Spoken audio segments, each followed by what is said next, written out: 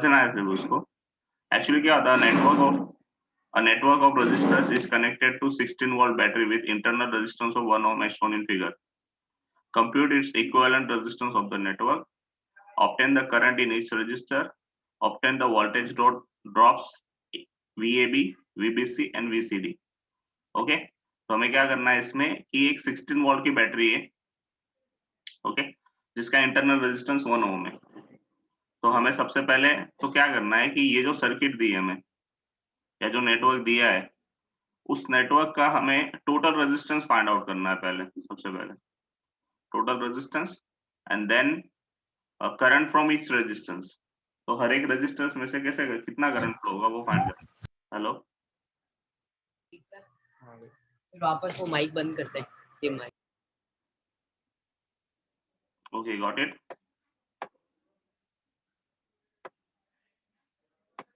क्या वो आज लेट हो गए बाकी के?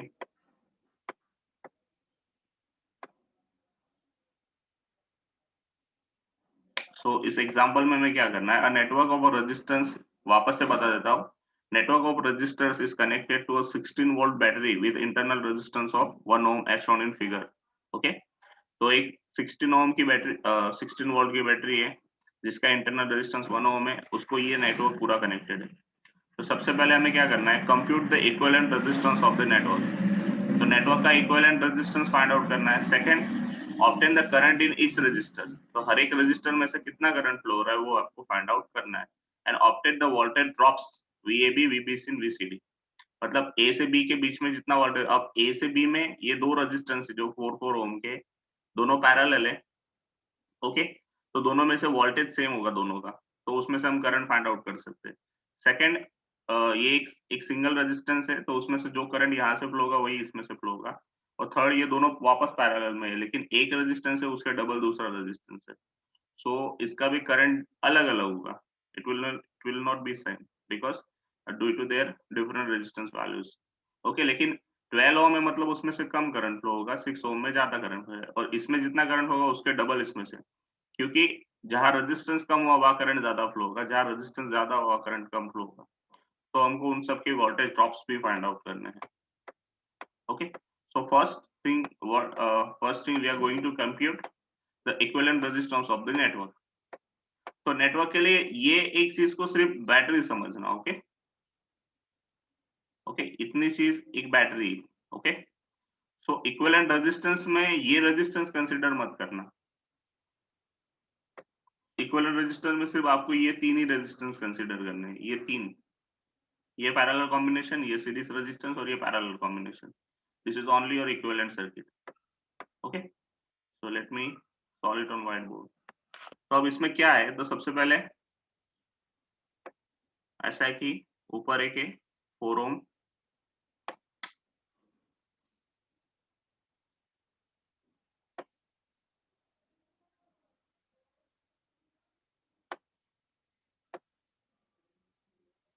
यहाँ पे भी एक रेजिस्टेंस है। ओके, इसके आगे एक और रेजिस्टेंस है,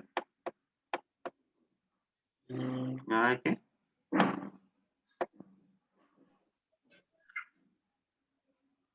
यहाँ पे। ओके, ऐसे कोई सर्किट है हमारी। तो बैटरी का भी नहीं सोचते because we just want to deal with equivalent resistance, total resistance of the circuit. तो ये 4 ओम, ये भी 4 ओम है, ये 1 ओम और ये 12 और ये 6। यहाँ से A, B, C and D, ऐसा ही कुछ लिखा है ना, या कुछ डिफरेंट है? Same sir. हाँ, सेम है। Okay, okay, now we are going for A to B। अब A के बीच का, A टू B के बीच का इक्विवेलेंट रेजिस्टेंस क्या होगा, तो उसको हम RAB लिख देंगे। तो मैंने कल एक इक्वेशन बोला था, अगर सिर्फ दो रेजिस्टेंस पैरेलल में हुए तो सिंपली दोनों का ऊपर मल्टीप्लिकेशन करो और नीचे क्या करो, दोनों का सम। और एक ट्रिक मैंने बताई थी कल कि दोनों सेम हुए तो इक्विवेलेंट रेजिस्टेंस क्या होता है, आधा हो जाता है। दोनों सेम है ना, तो 4 है, तो 4 का आधा कितना हो जाएगा, 2, तो डायरेक्टली 2 ओम आ जाएगा। But we are going to solve it here. तो 4 इंटू 4, सिर्फ दो रेजिस्टेंस हुए तो ये इक्वेशन डायरेक्टली यूज कर सकते हो आप। 4 इंटू 4 अपॉन 4 प्लस 4, तो क्या आ जाएगा 4 into 4 16 divide by 4 plus 4 8, so you will get answer 2 ohm.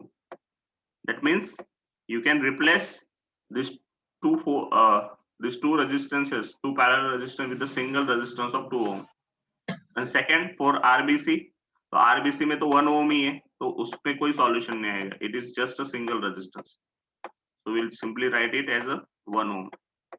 B से C के बीच के resistance को RBC नाम दे दिया हमने. Now for RCD, resistance between terminals C and D.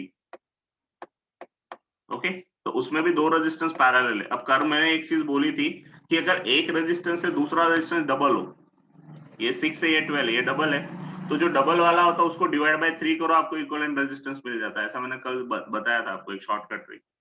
तो देखो उसका आंसर 4 आना चाहिए, तो we will find it by equation.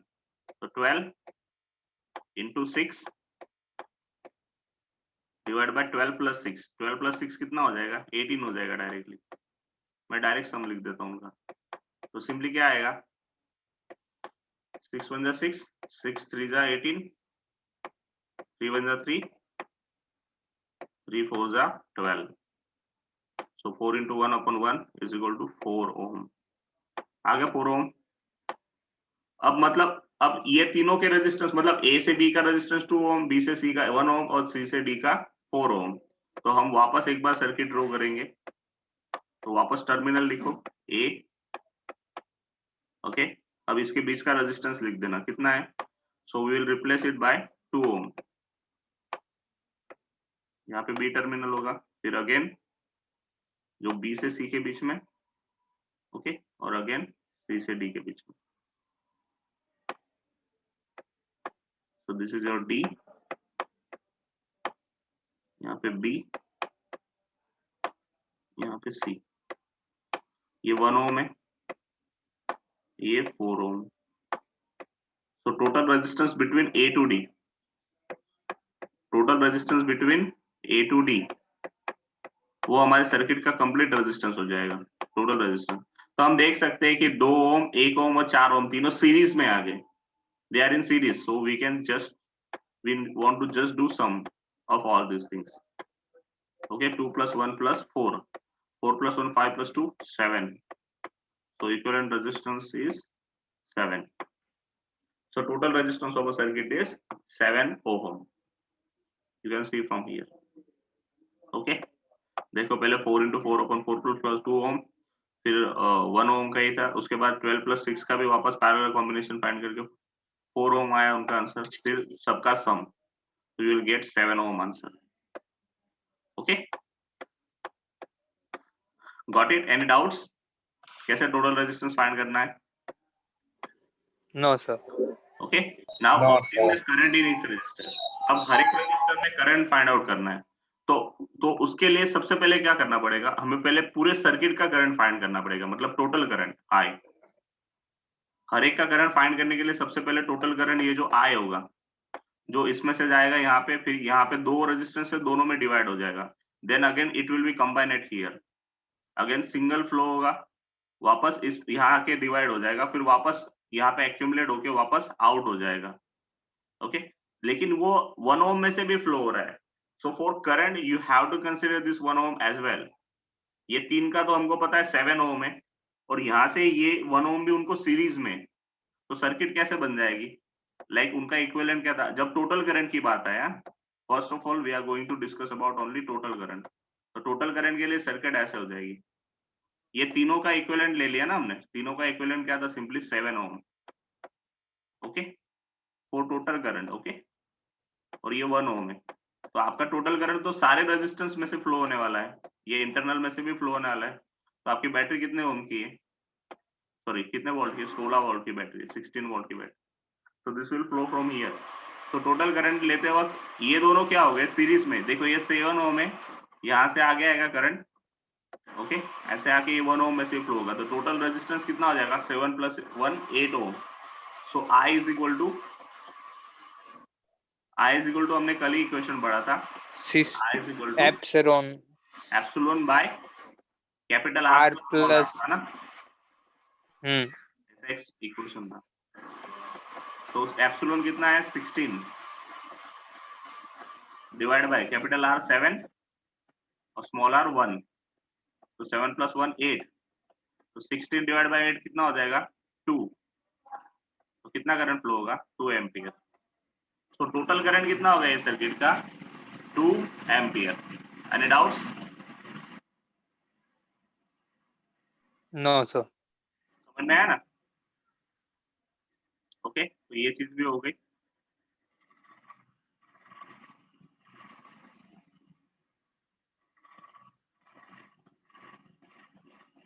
You can see from here the total current is 2 ampere. अब हमें क्या करना है, हर एक ब्रांच में से करंट फाइंड आउट करना है, मतलब हर एक जो रेजिस्टेंस वैल्यू उसमें से करंट फाइंड आउट करना है। तो I am going to discuss it here. अब होगा क्या, मेरे पास यहाँ से 2 एम्पियर करंट फ्लो हो रहा है। ओके, ये टोटल करंट है। अब ऊपर 4 ओम का रेजिस्टेंस है, नीचे भी 4 ओम का रेजिस्टेंस। ओके, 4 ओम, नीचे भी 4 ओम।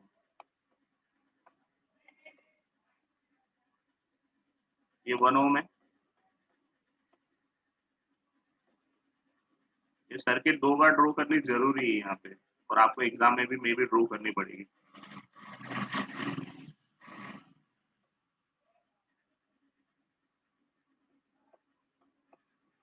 ओके, 12 और 6। अब हमें एक चीज पता है कि अब यहाँ पे ये 2 एम्पियर करंट आ जाएगा यहाँ पे, बट ये जंक्शन पॉइंट है, तो जंक्शन पॉइंट पे करंट डिवाइड हो जाता है। मैंने बोला था कि पैरेलल में करंट डिवाइड होगा, लेकिन कितना डिवाइड होगा वो उस पर डिपेंड करता है उनके वोल्टेजेस पे। अब इस सर्किट की बात करें तो ये दोनों पैरेलल है।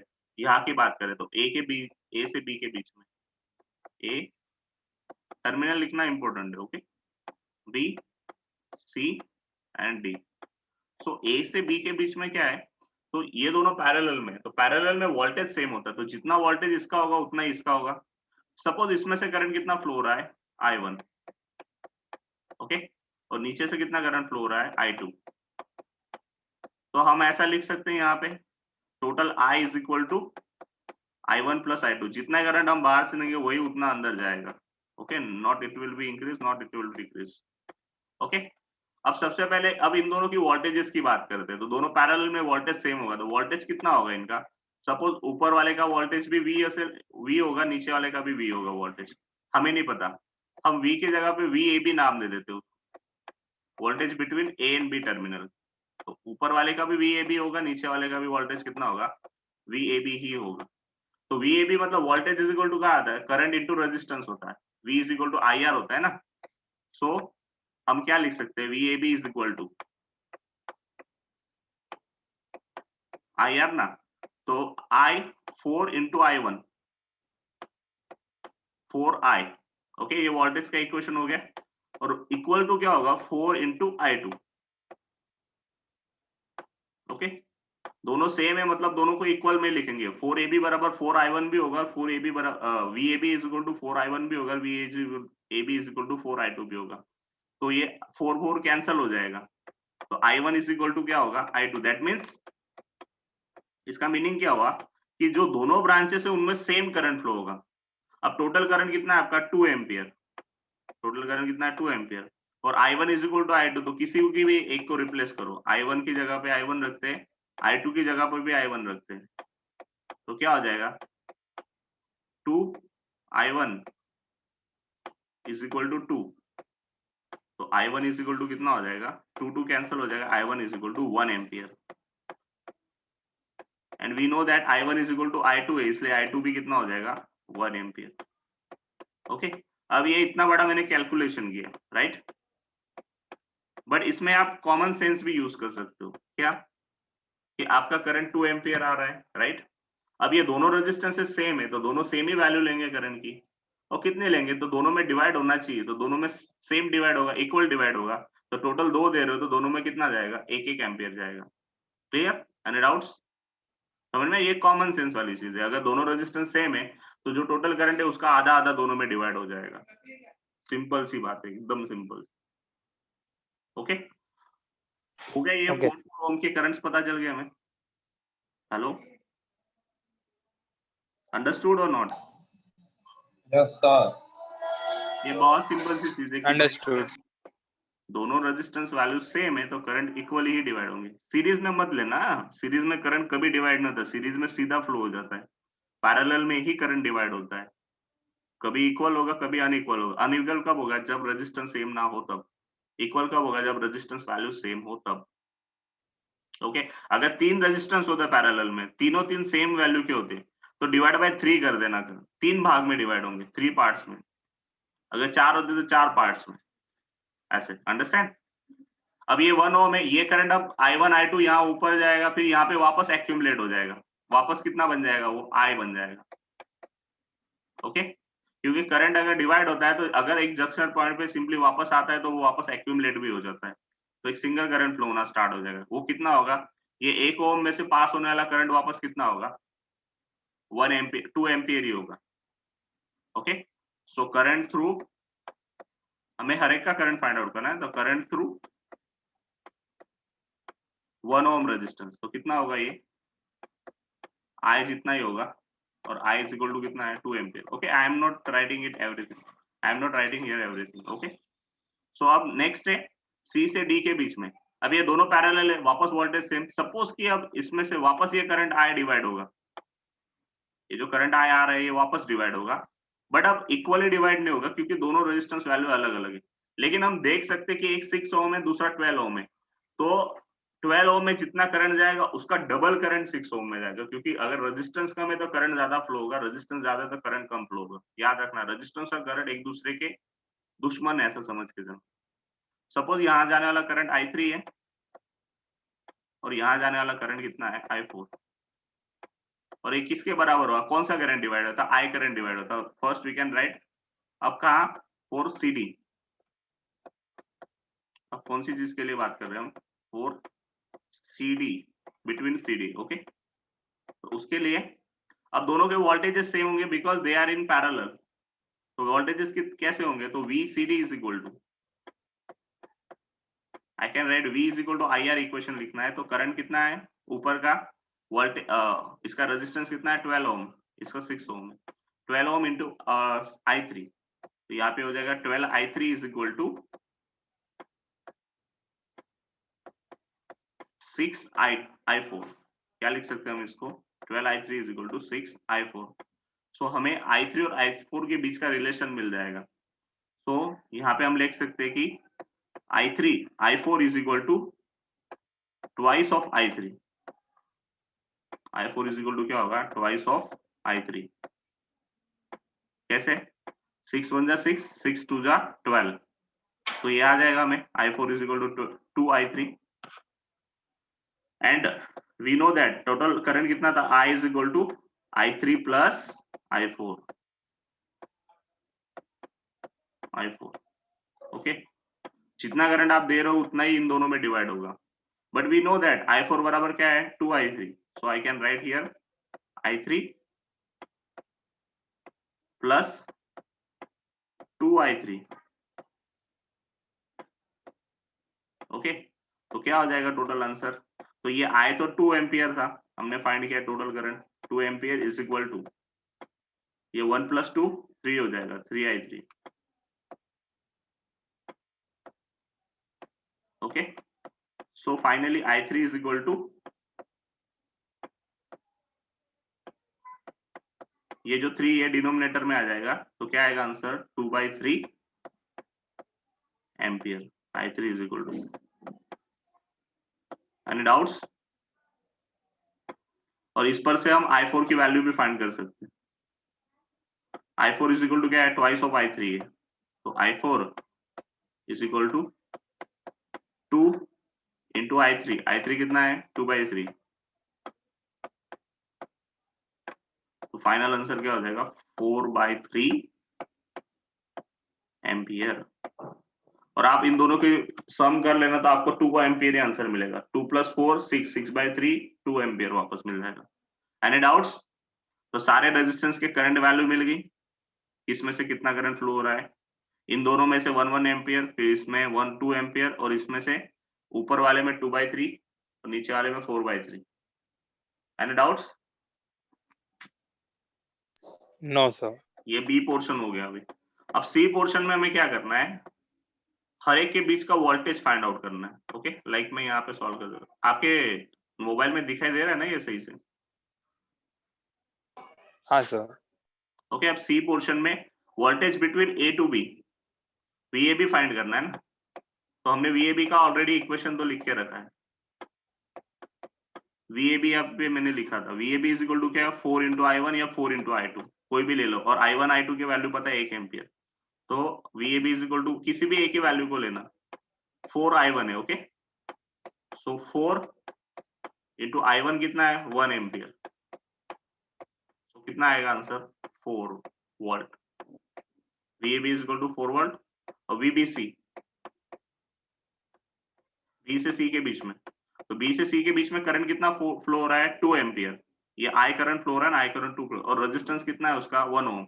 तो V is equal to I R equation वापस यूज करना है, तो 1 इंटू 2 एम्पियर करंट, तो क्या आएगा answer, 1 into 2, 2 volt VBC। And VCD, VCD is equal to, इन दोनों में से किसी भी एक का वोल्टेज, दोनों के वोल्टेज सेम होंगे because they are in parallel. Okay, so इसका भी इक्वेशन हमने लिया है, 12I3 ले लो या 6I4 ले लो, whatever you are choosing. Okay, so we will choose here 12I3। 12I3 is equal to 12 into I3 की वैल्यू कितनी है, 2/3 ampere, so divide by 2/3, so 3 1 जा 3, 3 4 जा 12, so 4 into 2, 8 वोल्ट आएगा आंसर, 8 volt. Got it? Any doubts? VAB के बीच का वोल्टेज कितना है, 4 volt, that No, means sir. ऊपर और नीचे दोनों का 4 वोल्ट होगा। वीबीसी का वोल्टेज है 2 वोल्ट। ओके, और वीसीडी के बीच का वोल्टेज होगा कितना, 8 वोल्ट, मतलब ऊपर भी 8 वोल्ट होगा, नीचे भी 8 वोल्ट होगा। आप दूसरा भी लेके सॉल्व कर सकते हैं, you will get the same answer. अब और एक चीज क्या पता चलती है यहाँ पे, अब आप देखोगे ना तो वोल्टेजेस जो थे, लाइक ए बी 4 पॉइंट थे। Okay, I am not drawing resistance now, मुझे क्योंकि वोल्टेज ही समझाना है आपको अभी। तो ये ए था, बी पॉइंट, सी पॉइंट और डी पॉइंट। अब वोल्टेजेस अगर देखेंगे तो इसका था 4 वोल्ट। ओके, इसमें 2 वोल्ट आया था इसके बीच में, और इसमें 8 वोल्ट आया था। Okay, got it? And current कितना फ्लो हो रहा था पूरे सर्किट में से, 2 एम्पियर का करंट फ्लो हो रहा था। Okay, I am not drawing complete circuit, okay, I am drawing only necessary parts. और यहाँ पे हम 16 वोल्ट दे रहे थे। ओके, हम टोटल वोल्ट 16 दे रहे थे, और यहाँ पे एक इंटरनल रेजिस्टेंस था। ओके, वो एक ड्रॉ करता हूँ क्योंकि उसका काम है।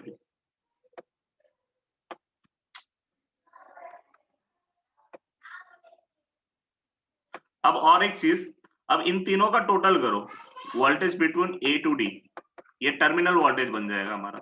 कल हमने पढ़ा था ना टर्मिनल वोल्टेज, तो voltage between A to B क्या होगा, इन सबका सम, तो 4 + 2 + 8।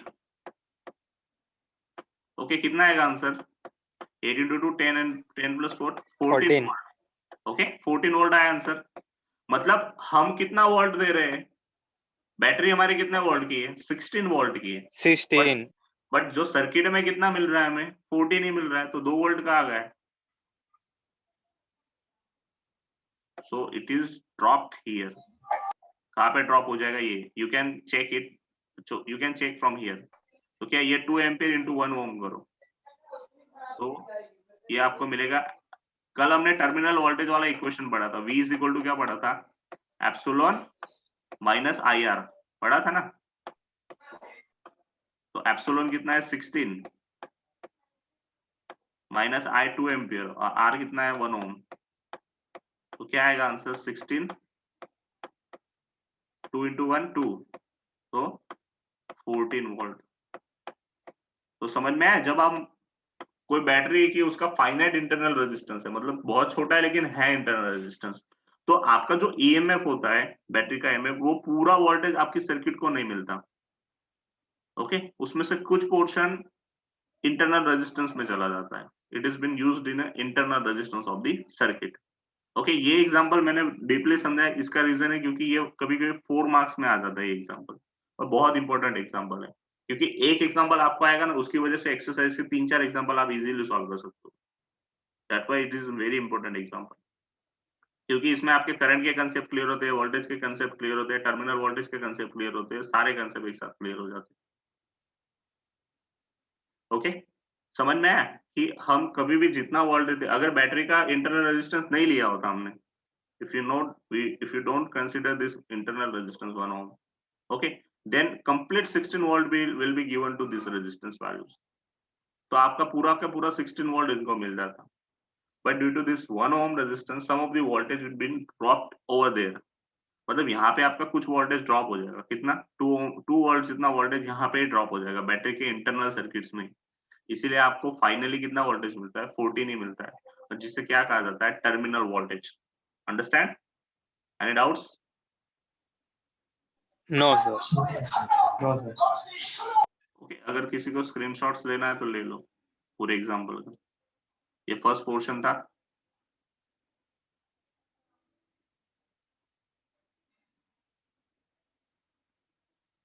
ले लिया? Yes, sir. ये सेकंड का ले लो. यहाँ से बी पोर्शन यहाँ पे पूरा और यहाँ पे ये सी पोर्शन था. ले लिया? ये नेक्स्ट.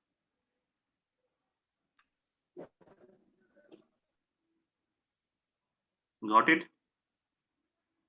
Yes, sir. ओके तो सबको समझ में आता है ना जो मैं पढ़ाता हूँ कि बाउंस जाता है. यहाँ पे दिए सारे वोल्टेजेस कैसे फाइंड करने हैं. And they have discuss about terminal voltage.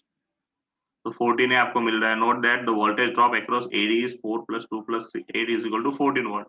The terminal voltage of a battery is 14 volt while its EMF is 16 volt. The loss of the voltage of 2 volt is accounted for by the internal resistance of 1 ohm in a battery 2 into 1 2 volt. जो loss हुआ है वो battery के internal resistance की वजह से हुआ है. Sir, EMF means electromotive force मतलब बैटरी का जो वोल्टेज होता है ना उसको EMF कहा जाता है. okay. ओके एक्चुअली ये वोल्टेज ही होता है बट ये चीज जब बनी थी मतलब कि जब समझा था तब वोल्टेज वगैरह के बारे में ज्यादा रिसर्च नहीं हुई थी. इसलिए उन लोगों को लगा कि ये एक फोर्स है but actually it is not a force, it's a voltage difference. Okay इसलिए वो नाम EMF आ गया और तब से EMF ही बोला जाता है. Okay. सबको पूछ रहा हूँ, किसी को कोई डाउट नहीं है ना? No, sir. मैं आज वो कल का लेक्चर भी डाल दूंगा. एक्चुअली मुझे कल याद नहीं, तो दोनों एक साथ पढ़ोगे तो समझ में आ जाएगा एग्जाम्पल. मैंने वैसे तो बोला था कि ये एग्जाम्पल मैंने मराठी में डाल के रखा है लेक्चर्स में, और आपको वो इशू हो तो पढ़ लेना है.